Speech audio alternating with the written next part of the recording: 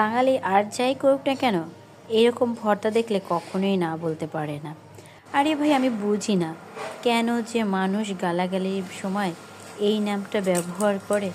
এ কিন্তু খেতে অনেক সুস্বাদু, এত তার পুষ্টিগুণ, খেতে এত সুস্বাদু, তারপরও কেন গাল হিসাবে তাকে মানুষ ব্যবহার করে, আমি কিছুই বুঝতে পারলাম না। তো আজকে সকালবেলাও তাই গরম গরম ভর্তা করে নিলাম। গরম ভাতের সাথে এই ভর্তাটা সেই লাগে। জানি না, হয়তো বা এর কাটতে গেলে বা ধুইতে গেলে হাতটা একটু জ্বলতে পারে, কিন্তু ভাই কাঁচাও যে ভর্তা এত ভালো লাগে, তা যারা এইটা ভর্তা খেয়েছে তারাই বুঝবে। আর যারা এখনও খায়নি তাদের জন্য আজকের আমার রেসিপি।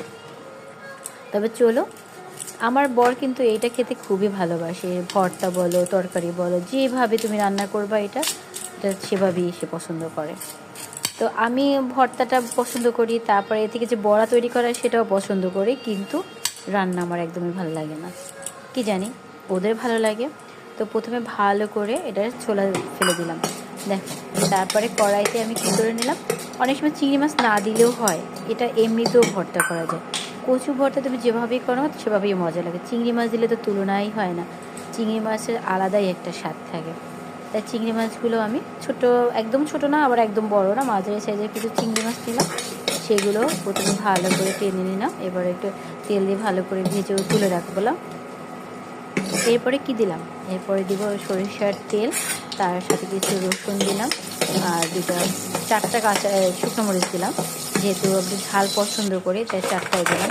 তোমরা যদি কম ঝাল পছন্দ করো তাহলে কম দিও।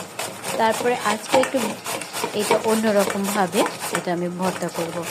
তাই তো আমি এটা আগে বেটার দিয়ে কেটে নিলাম। কেটে নিয়ে তারপর দেখো যে ছোটো ছোটো জিরি করে আলু কাটার যে আছে সেটা দিয়ে ভালো করে কেটে নিয়ে এর চেপে চেপে এর যে একটা সাদা, দেখো জল সাদা বের হলো, এইটা ফেলে দেব, তাহলে আর গলা ধরে না। তো সুন্দরভাবে এটা ফেলে দিলাম, তাহলে এটা সেদ্ধও করতে হবে না বা ভেজে নিতেও হবে না, একদম কাঁচা সরাসরি এই ভর্তাটা করা যায়। আর যে কোনো ভর্তায় তোমার পাটায় না বাটলে কিন্তু কোনো স্বাদ হয় না। তাই করলাম কি, এর সাথে যে সরিষা নিলাম, আর যে সেই ভেজে রাখা রসুন, মরিচ আর চিংড়ি মাছ এগুলো নিলাম। এরপরে ভালোবাসা দিয়ে বাটতে হবে। সত্যি যে জিনিস করতে কষ্ট হয় সে জিনিস কিন্তু খেতেও সুস্বাদু হয়। তাই তো। আর বাঙালি যতই বলো, ব্যালেন্ডার বলো কি নাই বলো কি না, আমার কিন্তু সেটা একদম ভালো লাগে না। ভর্তা খাবো একটু যদি কষ্টই না করে, তাহলে কি ভর্তায় মজা হয়? তোমাদের সাথে কথা বলতে বলতে আমার বাটা কিন্তু প্রায় হয়ে গেছে। দেখো একদম মিহি করে বেটেছি, দুইটা বাটা দিলেই কিন্তু একদম মিহি হয়ে যায়। তো ব্যালেন্ডারে দিতে পারো, ব্যালেন্ডারে পানি দিতে হয় ছাঁকড়া ছাঁকড়া, আমার কাছে সেটা ভালো লাগে না। একটু কষ্টই না হলো, সবার জন্য না হয় একটু কষ্টই করলাম। দেখো কত সুন্দর ভর্তাটা, দেখেই কিন্তু জিভে পানি আসে। পাটায় ভর্তার অন্যরকম একটি স্বাদ আছে, যা আমরা ব্যালেন্ডারে পাবো না। সত্যি দেখেন, আগেকার আমাদের মা মাসিরা সেই শিলপাটায় কিন্তু মশলা পিষে রান্না করতো, তাই তাদের খাবারও ছিল খুব সুস্বাদু এবং পুষ্টিগুণও ভরপুর। আর আমরা এখন তো রেডিমেড গুঁড়া কিনতে পাচ্ছি, তাই না, মিক্সড মশলা কিনতে পাচ্ছি, কিন্তু এর কিন্তু ততটা গুণাগুণ নাই। আর সত্যিকার বলতে এখন যে ভেজালের দুনিয়া, তা যে কতটা আসল জিনিস দেয় এক উপরওয়ালাই জানে, আর সেই কোম্পানিওয়ালাই জানে। তো যাই হোক, আমি দিলাম সরিষার তেল, কাঁচা সরিষার তেল আর একটু লবণ। এরপরে ভালোবাসার আলতো ছোঁয়া দিয়ে ভালো করে মেখে নিলাম। তো অনেকে দেখি পাটায় কিন্তু এই ভর্তাটাও তুলে নেওয়ার পরে পাটায় যে লেগে থাকে যে বাকি অংশ ভর্তার, তার সাথে ভাত মেখে পাটায় খায়। এটা নাকি খাওয়া উচিত না।